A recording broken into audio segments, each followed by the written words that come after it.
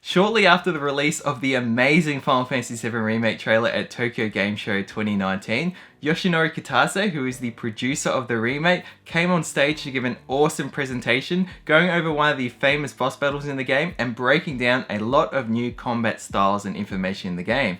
How's it going everyone, Tazen here, and today we're going to break down all this information, going over some things like the difficulty modes in the game, 2 different sort of combat modes that you can choose to play as, some more information on the summons, and also gameplay involving Aerith. So firstly, going into the difficulty modes, it's now been revealed that in the standard mode of play, which we've seen mostly up until now, you have the choice to play either in easy mode or normal mode. This is awesome that there is some choice, especially for some who may wish to sort of take the game more casually, but I think it'll be awesome if we do get a hard mode in this game. So I really hope we do get that in the final build.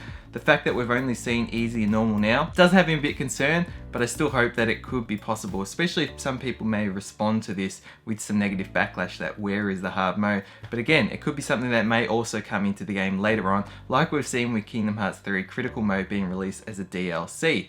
Secondly, 2 styles of combat have been introduced now. So standard mode, as I've said, is what we've seen until now, which is game playing in real time. But during the real time gameplay, you are able to slow down your attacks and do some command-based style moves. However, now a classic mode has been revealed to us, which removes all the real-time action RPG elements from it and puts your character in a standstill position, and you do all your attacks via the command-based menu, giving you essentially a turn-based style gameplay, very much akin to the original. However, something I think is awesome about this is they've been able to work this into a realistic and real-time environment. So that's something I think is fantastic, and it gives an awesome sense of replayability and different ways to play the game. If you feel a bit more nostalgic or someone who wishes to sort of go more towards the turn-based style, you can play it in classic mode, but then you can also play it in the real-time mode, and again, play the game as real-time as you wish, but also be able to give some command-based style attacks in that standard mode as well.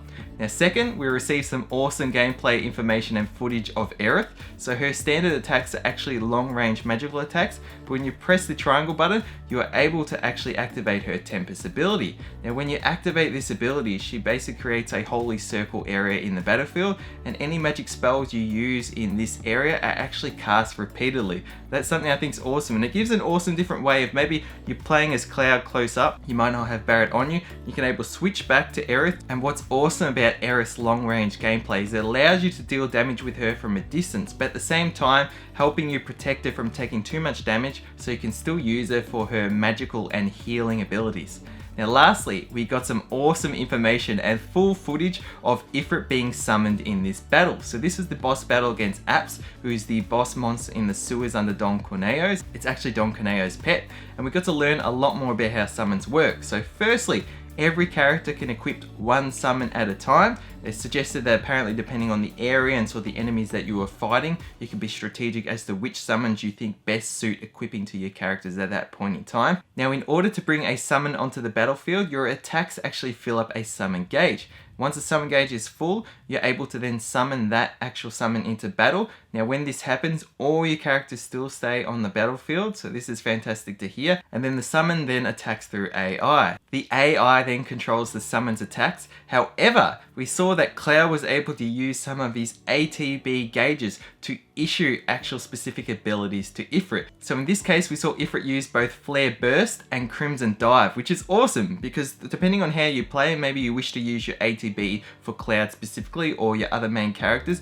then you continue to let Ifrit to do his attacks on his own. But if you do have that ATB gauge to spare, then you can issue certain commands, maybe even if you really want to get that enemy down as far as possible if they're close to being defeated. However, once the summon gauge then runs out, Ifrit or any summon will then use their ultimate attack. And in this case, as we've seen with Ifrit, he unleashes Hellfire, which is actually the attack he uses when you summon him in the original game. So it's fantastic it ends off like that, and it's something more akin to what we've seen in Kingdom Hearts 3. With the end of certain Keyblade transformations and drives or summons, they'll do a final attack at the end. On top of this though, I'm really excited to hopefully learn more in the future about how leveling up the summon materia, if they can be leveled up, will change and influence the way that they fight on the battlefield. Will we then be able to unlock more abilities that they can use? Will they be able to stay on the battlefield for longer? Or will they also give us some benefits and perks to our characters too? For example, with Ifrit, maybe we could get some more fire resistance to our characters. And same way with Shiva getting some ice resistance. Regardless, I'm super excited to find this out. So I'll leave it at that for now. Let me know your thoughts below on some of this new information. Do they excite you? The classic mode specifically, having some of the 2 difficulties. Would you like to see a hard mode there? What do you think of Aerith having some more of these long range attacks, which is awesome because you can keep her away from critical damage. Hopefully, depending on the long range damage, obviously, that enemies could do. And then lastly, what do you think about summon gauges filling up as you attack, being able to then use them through the AI, but also be able to give them abilities before they finally finish off with an awesome ultimate attack? Thank you so much for watching, hope you'll enjoy it, and until next video, stay spot on.